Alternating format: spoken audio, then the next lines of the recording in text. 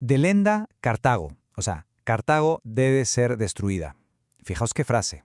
Una frase lapidaria, famosa en la antigua Roma, que da título a un análisis bastante provocador sobre un conflicto pues, mucho más reciente. Hoy vamos a ver por qué se llegó a usar esta expresión para describir una guerra en pleno corazón de Sudamérica. A ver, todo arranca con un auténtico enigma. Estamos en plena Guerra del Pacífico, mayo de 1880. Hay una victoria chilena que es, aplastante. Y de repente, el ejército se detiene. La pregunta es obvia, ¿por qué? ¿Por qué se quedaron parados durante 7 larguísimos meses? Vale, para entender esta pausa, primero hay que entender la magnitud de la victoria. La batalla de Tacna fue demoledora para Perú. Es que sus mejores tropas quedaron literalmente destrozadas, su armada ya no existía y el camino a la capital, a Lima, parecía, completamente despejado, no había nada en medio. Y aquí es donde la cosa se pone de verdad interesante, porque no es que lo veamos raro ahora, es que incluso los propios chilenos de la época estaban desconcertados. Por ejemplo, el escritor Máximo R. Lira no entendía nada, no daba crédito a esa inacción, y se preguntaba, y cito, ¿creía el gobierno que un ejército de 17.000 hombres era incapaz de batir a las fuerzas bisoñadas e indisciplinadas en Lima? O sea, lo que venía a decir Lira es que las defensas de Lima tenían solo el nombre de un ejército, que en realidad eran tropas inexpertas, desorganizadas, que no suponían una amenaza real para el ejército chileno que venía de una victoria arrolladora. No tenía sentido parar. Entonces, volvemos a la pregunta. ¿Qué pasó durante esa pausa tan extraña de 7 meses? Bueno, pues para encontrar una respuesta hay que mirar a lo que estaba pasando en las dos capitales, porque se vivían dos realidades que eran, la noche y el día.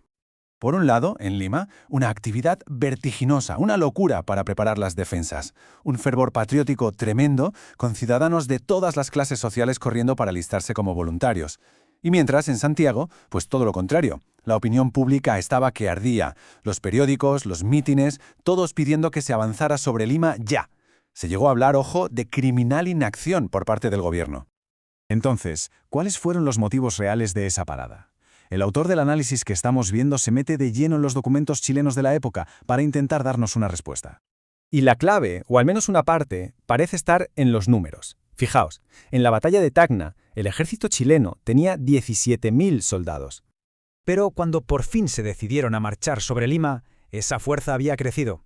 Y no poco. Había pasado a ser de más de 23.000 hombres. Hablamos de un aumento de más de 6.000 hombres. Y claro, esto no es ninguna casualidad. El autor sostiene que este refuerzo fue algo totalmente deliberado, que formaba parte de una estrategia muy calculada. De hecho, basándose en los escritos de la época, el autor llega a 3 conclusiones clave. Primera, la desconfianza. El gobierno chileno, por lo que parece, no se fiaba del todo de sus propios informes militares. No creía que la victoria en Tacna hubiera sido tan definitiva. Segunda, y esta es más oscura, la aniquilación. El objetivo real no era ganar una batalla más, sino destruir por completo la capacidad de Perú para recuperarse en el futuro. Y tercera, el rechazo sistemático a la paz. Chile ignoró una y otra vez todas las ofertas de mediación que llegaron de fuera. Es que, de hecho, el propio Lira, el escritor que citábamos antes, ya lo dijo. Señaló que la historia demostraba que este tipo de guerras solo podían acabar de una manera, con el completo aniquilamiento de uno de los contendientes y no el triunfo parcial. Que esto apoya esa segunda idea, la de la aniquilación, pero con una fuerza tremenda. Pero si todo esto ya es fuerte, la parte quizá más escalofriante de este análisis viene de la justificación oficial que se dio para lanzar, por fin, la campaña sobre Lima. Y la clave está en una sola frase, una frase que se encuentra en el informe del mismísimo ministro de Guerra de Chile. La justificación oficial para el asalto a Lima era, y atentos a esto, la necesidad de recompensar al ejército. Claro, esto deja una pregunta en el aire, una pregunta bastante inquietante. ¿Qué recompensa puede ser esa? ¿Qué se le ofrece a un ejército después de una campaña tan larga y tan dura? Pues el autor plantea una interpretación que es durísima. Se pregunta, ¿acaso la recompensa que se estaba ofreciendo era el saqueo de la capital peruana después de la victoria? Y esta interpretación, claro, nos lleva de vuelta al principio, al título de todo este análisis. Delenda Cartago. Recordamos esa frase en latín que usaba el senador romano Catón el Viejo y que significa literalmente «Cartago debe ser destruida». Se ha convertido en el símbolo de una política de aniquilación total, de borrar del mapa a un rival. Por lo tanto, lo que nos presenta esta fuente es una visión de la Guerra del Pacífico que va mucho más allá de un conflicto convencional. La presenta como una campaña de aniquilación deliberada. Lo que el autor argumenta es que ese antiguo grito de guerra romano, esa llamada a la destrucción total, se repitió en pleno siglo XIX. Y lo más duro de todo, entre dos naciones hermanas.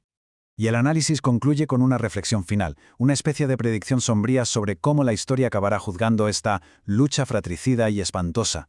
El autor espera, o quizá exige, que la posteridad, cuando la escriba con el imparcial criterio de la justicia, lance sobre ella sus anatemas, una condena sin paliativos.